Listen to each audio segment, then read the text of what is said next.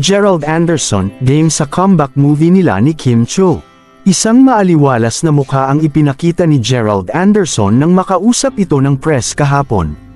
Agad itong tinanong patungkol sa tagumpay ng pelikula ng kanyang girlfriend ngayon na si Julia Barreto at ex nitong si Joshua Garcia.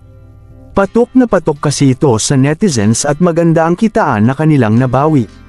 Kaya naman, diretsahang tinanong si Gerald kung pwede ba silang gumawa ng pelikula ni Kim Chiu para na rin sa kanilang mga tagahanga noon. Agad na sagot ni Gerald sa tanong ay of course naman. Kami ni Kim ay super suportado namin ang isa't isa at naniniwala ako na professional kami. Kahit mag-ex kami ay malaki ang respeto ko sa kanya.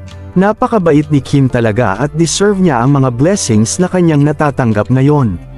So for me as an actor, if I will be given the chance to work with her again in a film, syempre gusto ko yun. Julia did a movie with her ex and it went fine naman. So I believe it will be the same for me and Kim. Yan ay kung papayag si Kim.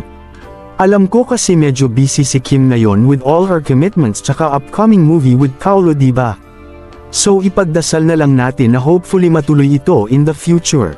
Ito ang masayang sagot ni Gerald Anderson sa usaping comeback movie sa kanyang ex na si Kim Chiu.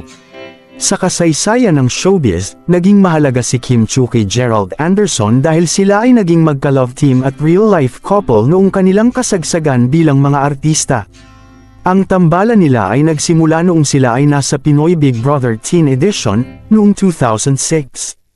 Sila ang naging kilalang love team na tinawag na Kimmerald at nagkaroon sila ng maraming proyekto at pelikula na sinuportahan ng kanilang mga fans. Ang kanilang relasyon ay naging inspirasyon para sa maraming tagahanga, at nakatulong ito sa pag-angat ng kanilang mga karera sa industriya ng showbiz. Bagamat naghiwalay na sila, ang kanilang love team ay nananatiling bahagi ng kasaysayan ng Philippine showbiz, at marami pa rin ang nakakaalala at bumabalik sa kanilang mga proyekto. Samantala, hindi maikakailang sumikat muli si Kim Chiu ngayon nang maitambal siya kay Paolo Avellino.